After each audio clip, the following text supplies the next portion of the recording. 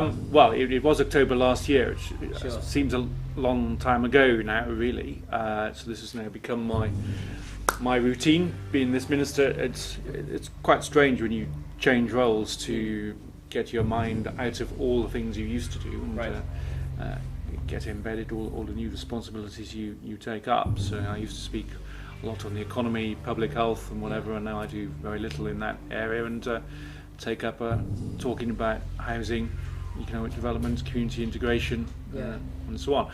And this department, the Communities and Local Government Department, has a huge range of responsibilities. You know, most people, I have to correct them when they say you're the local government department, saying no, we do a lot more than just manage relations with English local government. Sure. We're responsible for housing policy, community integration, which is what I spend a lot of time on, Yeah. localism, building standards, quite a lot of issues that touch on people's daily lives. Right. So would you say you're making more of a difference now in your current role than previously, perhaps? I don't know about that. I think that's probably for other people to judge. Sure. If and when one day I get moved on from this role as to what impact I've had while I'm here.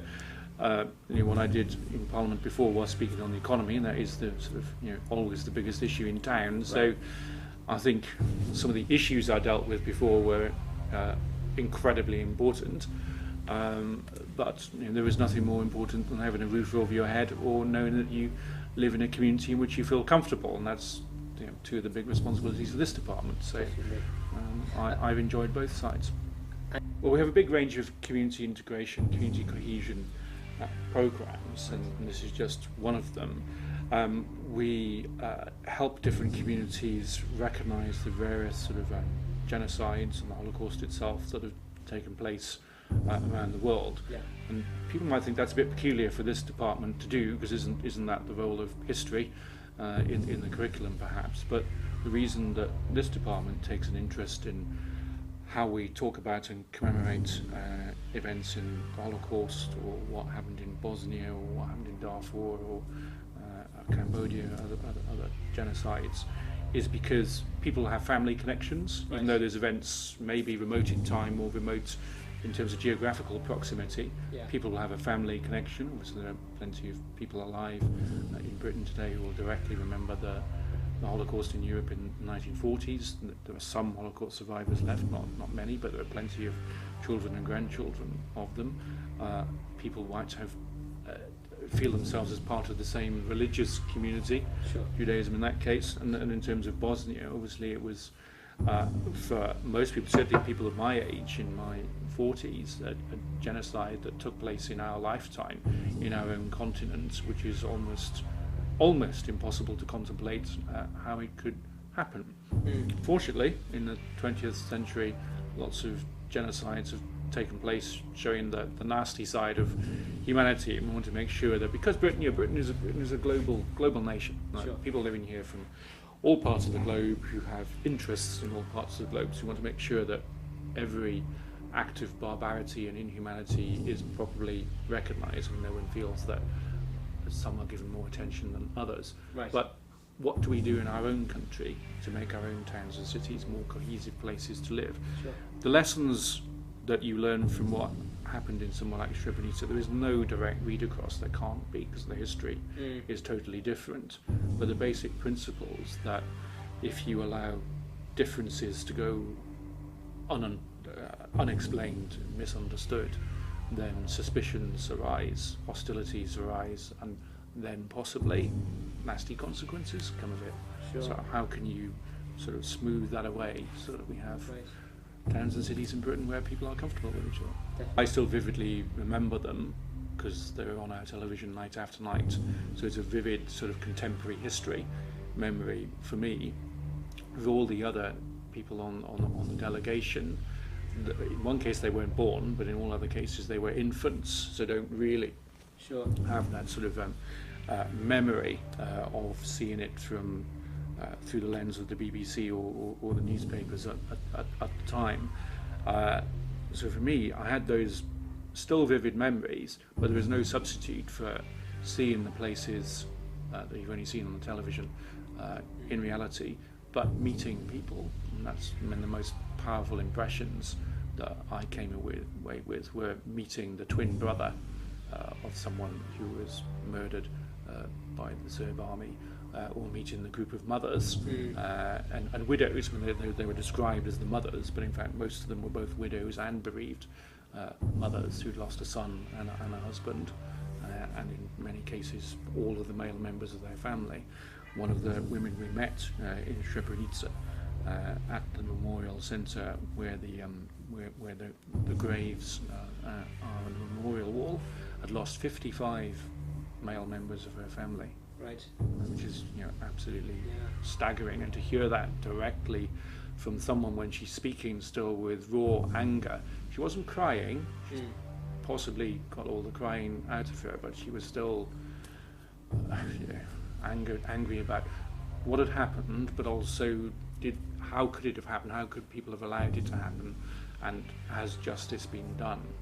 Yes, I mean that was pretty horrific. Visiting the International Commission for Missing Persons was a body that was set up in response to the genocide that took place in Bosnia, because what happened was, after people were murdered over periods of time, they were initially buried in a mass grave, but then the Serbs dug up the mass graves with excavators, with bulldozers, and loaded the broken up bodies onto different lorries and sent them in different directions. Right.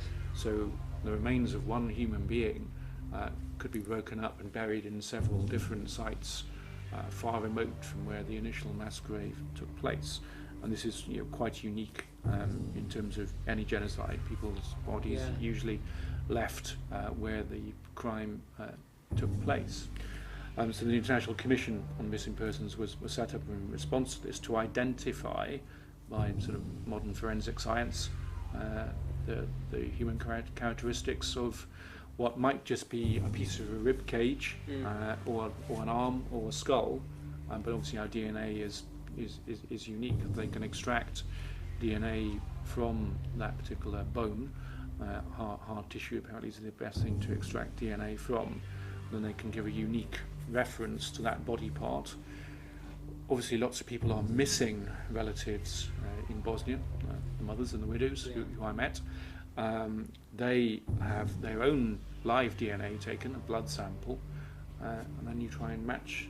What the International Commission do is try to match the two, so that people can find where their loved one's remains might be and get at least some sort of closure. So that's the process. But this centre at Tuzla, at first sight, could just be a distribution warehouse, and you're shown inside into the refrigerated area.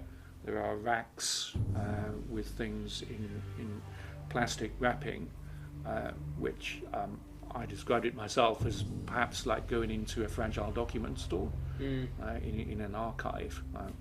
Ironically, in the parliamentary archive, you would see shelf racks going up to the ceiling with small articles carefully wrapped on them. That's what it looks like, but then the full horror of it is that each one of those pieces of plastic wrapping has somebody's body part in it, and it will be a body part. It will not be a whole cadaver, a whole human being, dead human being. It will just be a part of something that was once a person.